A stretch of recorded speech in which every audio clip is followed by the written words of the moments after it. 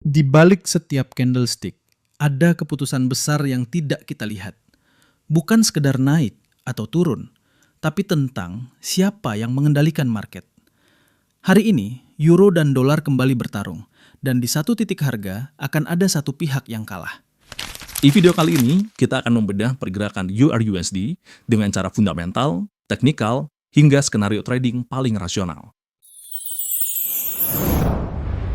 Market minggu ini bergerak dalam tekanan yang tidak sederhana.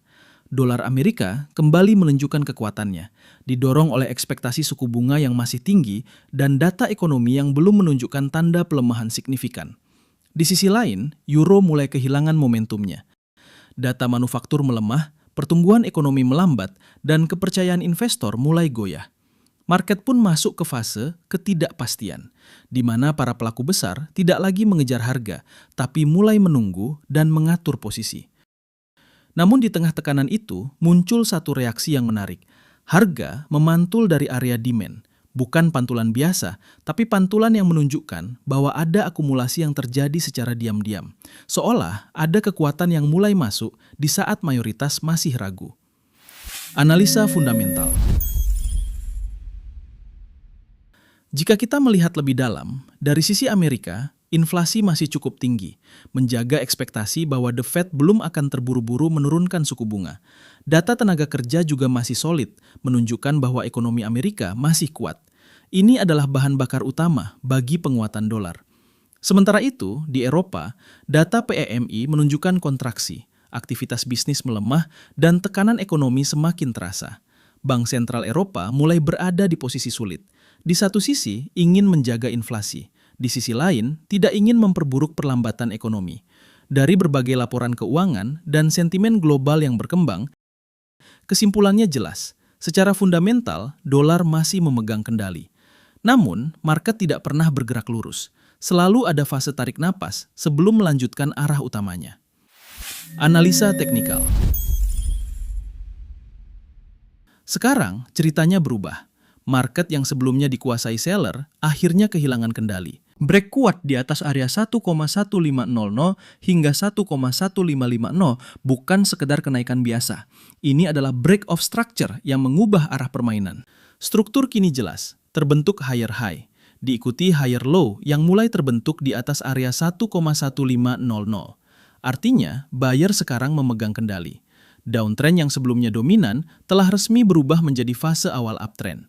EMA yang sebelumnya menekan harga dari atas, sekarang mulai berbalik arah dan menjadi support dinamis.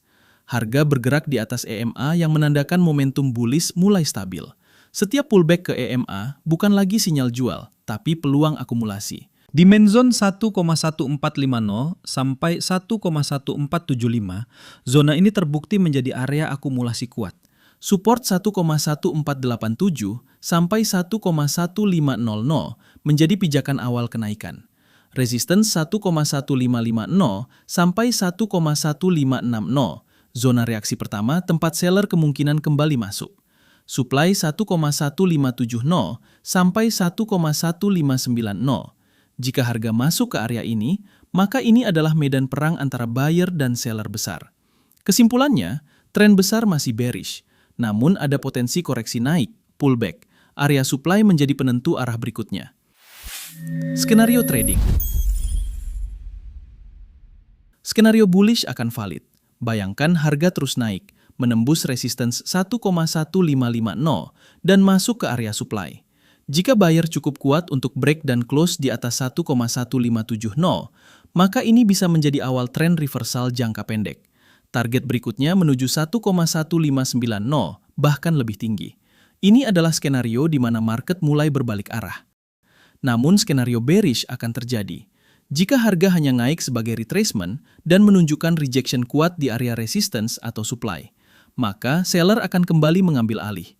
Harga berpotensi turun kembali ke area support 1,1500 hingga 1,1487, bahkan retest zona demand 1,1475 hingga 1,1450. Dan jika demand ini jebol, downtrend akan berlanjut lebih dalam. Market tidak pernah salah. Yang salah adalah cara kita membacanya. Trading bukan tentang menebak arah, tetapi tentang membaca probabilitas dan mengelola risiko. Karena pada akhirnya, yang bertahan bukan yang paling pintar, tetapi yang paling disiplin.